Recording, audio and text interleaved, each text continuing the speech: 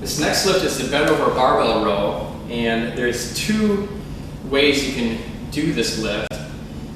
It depends upon the grip that you use with your hands. The first grip is a supinated grip, which means your palms are up. Remember a cup of soup? That's how you kind of remember supinated grip versus a pronated grip. For a supinated grip, with this position, again, feet about shoulder width apart, and your hands can basically go just outside your knees with this kind of a grip, and then maintain a nice flat back. You just pull the bar up to your chest here.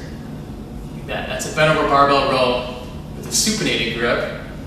With a pronated grip, what I advise people to do, because the motion is the exact opposite of a bench press, is to use the same width grip that you'd use if you were doing a bench press. And so this grip tends to be a little bit wider. Your foot position remains the same, but now you go a little bit wider with your hands, and then the motion remains the same when you do it. What I want you to notice with these two lifts is the location of your elbows in relation to your body.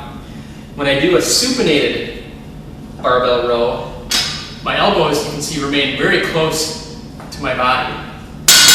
With a pronated, my elbows go out wider.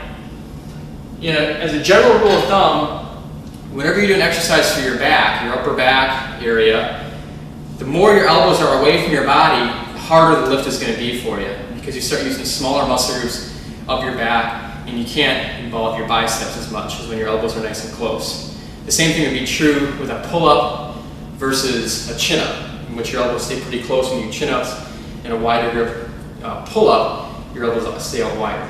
Okay? Let me show you these lifts from the side also, because one of the key points of these lifts is your back posture, and that's probably the biggest common error that you'll see when someone performs these two lifts.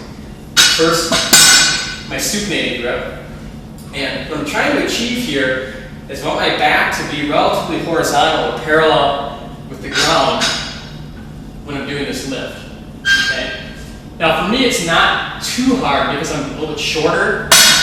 For taller people, their knees tend to get in the way a little bit, and that's what can make this lift fairly challenging, especially for taller people. What you'll find is if you have someone that's fairly tall, it's enough to keep their knees pretty straight when they do the lift.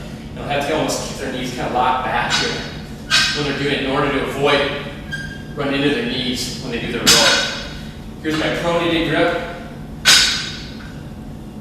Same kind of motion. Okay? Don't worry about trying to pull the bar to a specific part on your body. Just pull it wherever it feels natural. What you'll find is that with a supinated grip, the bar will tend to go more towards your belly button, and with a pronated grip, it'll be more towards your sternum area. But don't try to put it in a specific area. Just pull it to wherever it feels natural for you. Okay? Again, the same sort of thing you're looking for back posture. You want to keep that back bent over the bar and try to keep that back arched as opposed to doing a rounded kind of lift like that. Okay? So bring that butt down and that chest up and keep that posture throughout the lift. And you do a great job working on muscles for your upper back. It's a great lift, the bent over barbell row, for working all those muscles.